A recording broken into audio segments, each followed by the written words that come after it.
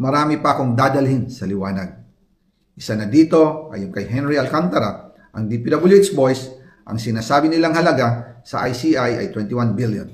Hindi po totoo yan.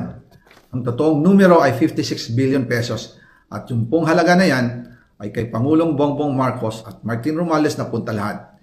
March 2025 pa lang, si Speaker ay nagpaparinig na sa akin sa aming meeting that he will shoot me if I will talk. At pagkatapos niyang sabihin sa akin in a phone call na don't come home, we will take care of you, tumawag ulit si Speaker Martin at sinabihan niya ako na pag umuwi ako will be dangerous. Kasi they might hire someone to do a rub out on me or hire the police to kill me while in jail. Una pa lang ito sa mga gusto kong ibunyag. Ilalabas ko po ang buong detalye sa darating na mga araw. Kaunting pasensya pa po.